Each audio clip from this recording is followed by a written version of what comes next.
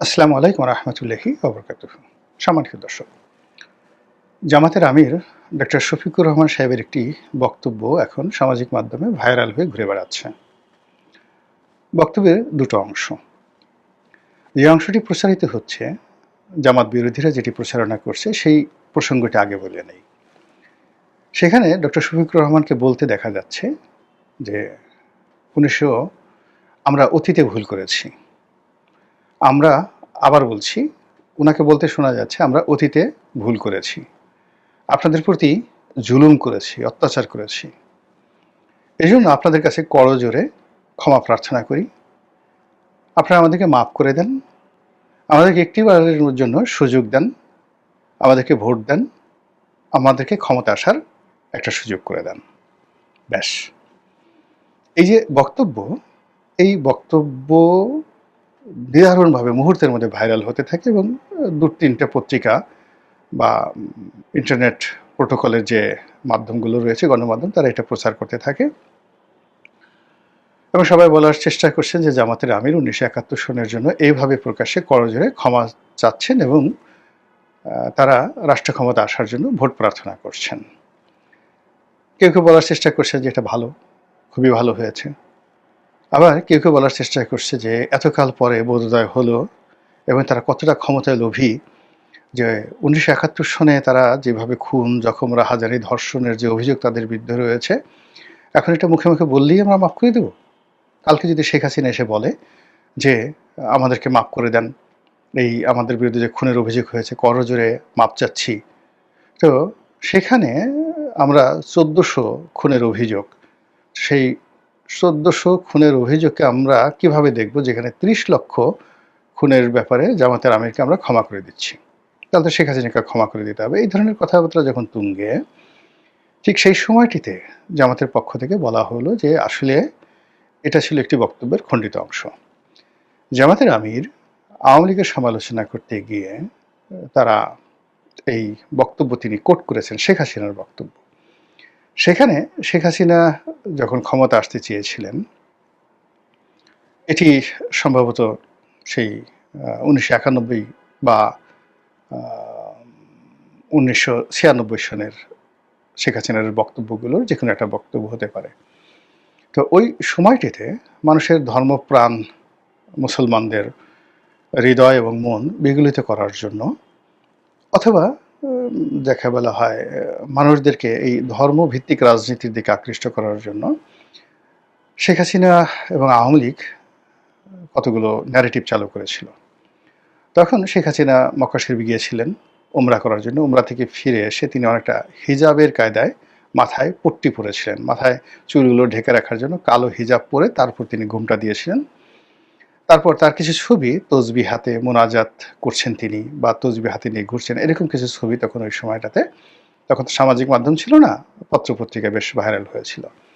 আর সেটা নিয়ে জামাতের যারা বক্তা ছিলেন, বিশেষ করে দেলোয়ার হোসেন সাঈদী সাহেবের মতো বিখ্যাত বক্তা, তারা শেখ হাসিনার বিরুদ্ধে নিদারুণ এবং নির্মম সমালোচনা করেছিলেন ওই জমানাতে, যে দেখুন ভণ্ড এসেছে, মাথায় পট্টি পেরেছে, কোনো নাম না বলে, আবার এখন হাতে তসবি নিয়েছে, এরা এই কর্ম করেছে, আবার আপনাদেরকে বিভ্রান্ত করার জন্য ইসলামের সুরত ধরেছে।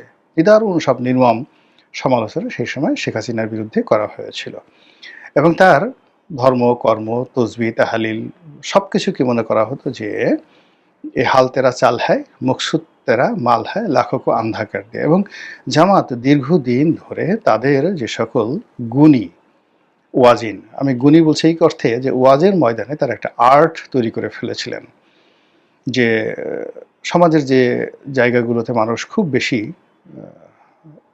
যাকে বলা হয় ঐক্যবদ্ধ হয় বা যায়, যেমন ধরুন খেলাধুলা দেখতে যায়, গান বাজনা শুনতে যায়, নাচ দেখতে যায়, সার্কাস দেখতে যায়, তো এই যে জনসমাবেশগুলোতে মানুষ যায় বিনোদনের জন্য, তো সেই সকল বিনোদনকে ছাপিয়ে জামাত এই ওয়াজের মাহফিলটাকে একটা রীতিমতো আর্টে পরিণত করেছিল, যেখানে লক্ষ লক্ষ নয় ১০ লাখ লোকের সমাবেশ হয়ে যেত সাইদি সাহেবের জমানাতে।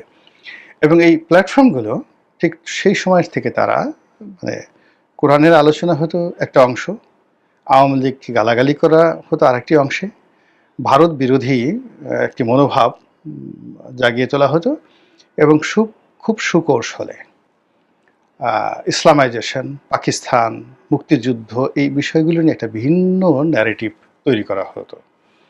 সেখানে বিশ্বের বিভিন্ন রকম যারা বড় বড় মর্দে মুজাহিদ আছেন, যারা বড় বড় বিপ্লবী আছেন, বিশেষ করে মুসলিম ব্রাদারহুড মিশরের, তখনও মুসলিম ব্রাদারহুড আসলে মুরসির আন্ডারে আসেনি, কিন্তু 50-এর দশকে তারা যে কয়েকটি বিপ্লব ঘটিয়ে ফেলেছিল মধ্যপ্রাচ্যে, সেই বিপ্লবের পুরোধা ছিলেন সৈয়দ কুতুব। এই সৈয়দ কুতুব মিশরে যে সামরিক অভ্যুত্থান ঘটিয়েছিলেন, বাংলাদেশে যেভাবে 7ই নভেম্বর একটা সামরিক অভ্যুত্থান ঘটে গেছে, বা ধরুন এই যে আমাদের একটা বিপ্লব হয়ে গেছে, জুলাই আগস্ট বিপ্লব হয়ে গেছে, এখন এই বিপ্লবের মাস্টার মাইন্ড বলতে সবাই জামাতকে মনে করছে। আর এটাকে সবাই বলার চেষ্টা করছে যে এখন যে সরকার, এই সরকার মূলত সেনাবাহিনী সমর্থিত সরকার, জামাত সমর্থিত সরকার বা জামাত প্রভাবাধীন পরিচালিত সরকার। তো ঠিক এইরকম একটা বিপ্লব হয়েছিল মিশরে 50-এর দশকে। আর সেই মিশরের সেই বিপ্লবটা পুরোটাই, মানে কর্নেল তাহেরের মতো পুরো বিপ্লবটাই সংগঠিত করেছিলেন যিনি, তিনি এই জামাতের যে মাস্টার কপি, জামাতের মানে যাকে জামাত অনুসরণ করেন মিশরে, সেই প্রতিষ্ঠানটার নামটি হলো মুসলিম ব্রাদারহুড।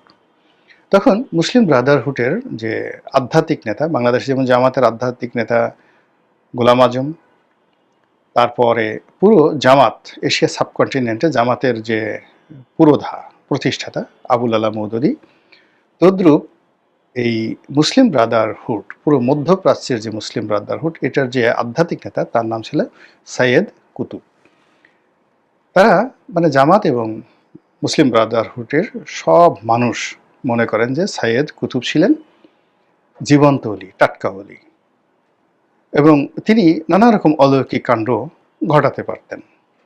এবং সেই ধরনের কাহিনী বিভিন্ন, এই যে মাওলানা দেলোয়ার হোসেন সাইদী সাহেবের মতো জনপ্রিয় যারা বক্তা ছিলেন, তারা এই সৈয়দ কুতুবের যে অলৌকিক কাহিনী বর্ণনা করতেন।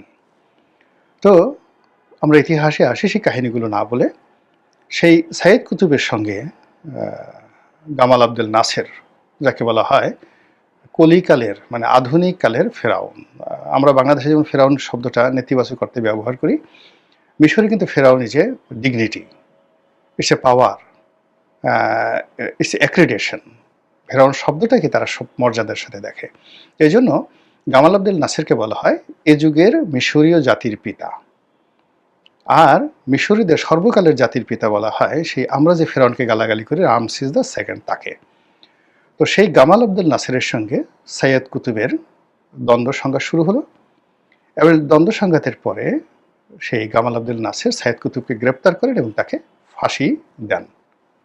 এই হলো মুসলিম ব্রাদারহুডের প্রথম আধ্যাত্মিক নেতা। পরবর্তীতে তারা যখন আবার গণতান্ত্রিকভাবে নির্বাচিত হয়ে মুরসির নেতৃত্বে মানে তারা ক্ষমতা দখল করলেন, তখন তাদের বাড়াবাড়ির কারণে, ভুল ভ্রান্তির কারণে, অতি বাড়াবাড়ির কারণে সেনাবাহিনী, রাষ্ট্রযন্ত্র এবং জনগণ বিক্ষুব্ধ হয়ে উঠল এবং মুরসি সরকারের বিরুদ্ধে আর একটা বিপ্লব হয়ে গেল। এবং সেই বিপ্লবে এই বর্তমান যিনি আব্দুল ফাত্তাহ সিসি, তিনি ক্ষমতায় আসলেন, এবং ক্ষমতায় আসার পরে এই মুরসিকে মৃত্যুদণ্ড দেওয়া হলো, এবং তিনি সেই মৃত্যুদণ্ড ঠিক কার্যকর করার আগে জেলখানাতে তিনি মারা গেলেন। এই হলো মুসলিম ব্রাদারহুডের ইতিহাস, যারা কিনা জামাতের আধ্যাত্মিক নেতা। তো সেই জামাত এখন বাংলাদেশে যে অবস্থাতে আছে, এটাকে আপনি বলতে পারেন যে জামাতের সর্বকালের ইতিহাসের সবচেয়ে সুন্দরতম একটি সময়। এখন জামাত যা কিছু করছে সেগুলো নিয়ে খুব আলাপ আলোচনা হচ্ছে, সমালোচনা হচ্ছে।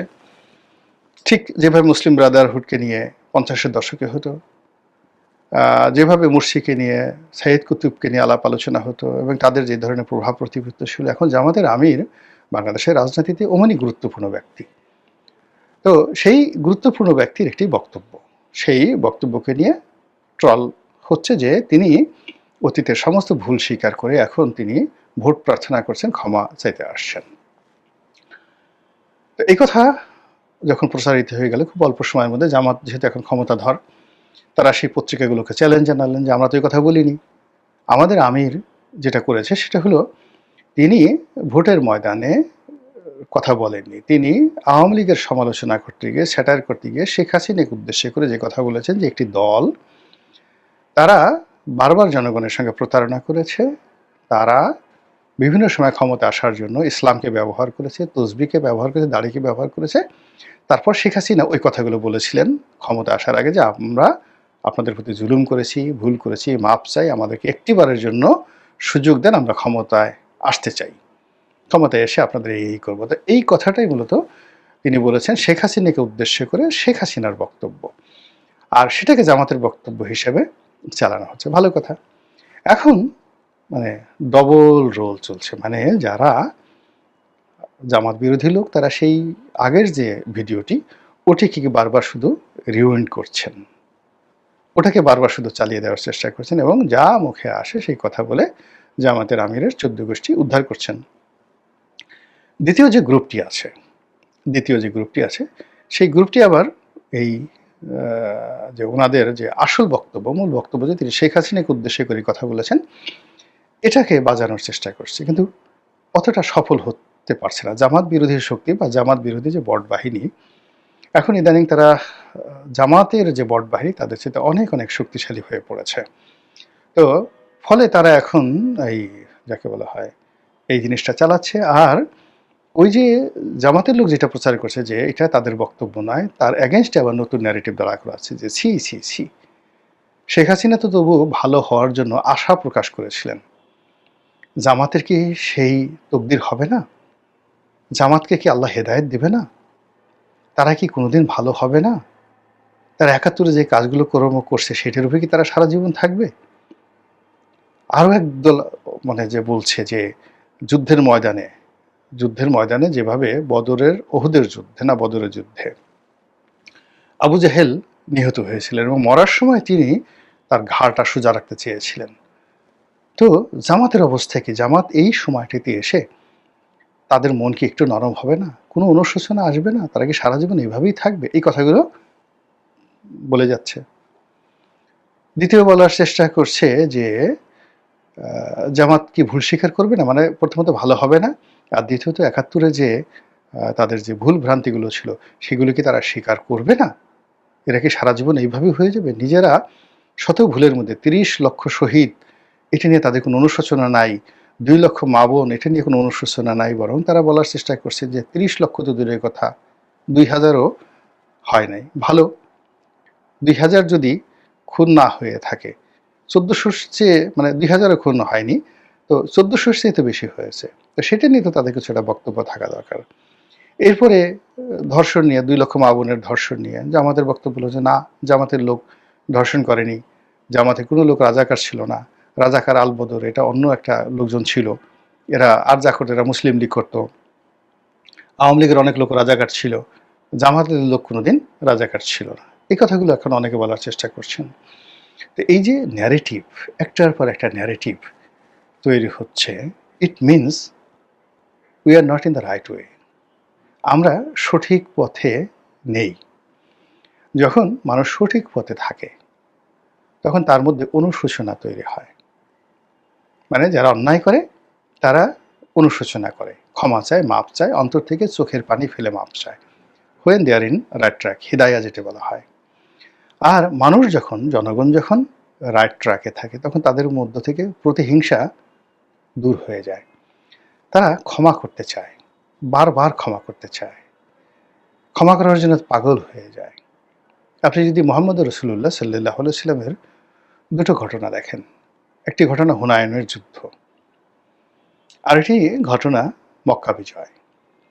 তো মক্কা বিজয়ের পর আল্লাহ রসুল সাল্লাহ সাল্লাম সমস্ত মক্কাবাসীকে ক্ষমা করে দিলেন, এটি নিয়ে কেউ কোনো প্রশ্ন করলেন না, মানে যারা বিজয়ী তারা কেউ প্রশ্ন করলেন না। এই যে তাদের বিজয়ীর মধ্যে যে একটা উদারতা, সেই উদারতাটা হলো হিদায়াতের লক্ষণ। এখন বাংলাদেশের দিকে আপনি তাকিয়ে দেখেন যে কোনো মানুষ ক্ষমা করতে চাচ্ছে না, প্রতিটি মানুষের মধ্যে প্রতিহিংসা প্রবল। যারা পরাজিত হয়েছে তারা ফিরে এসে আবার প্রতিশোধ নিতে যাচ্ছে।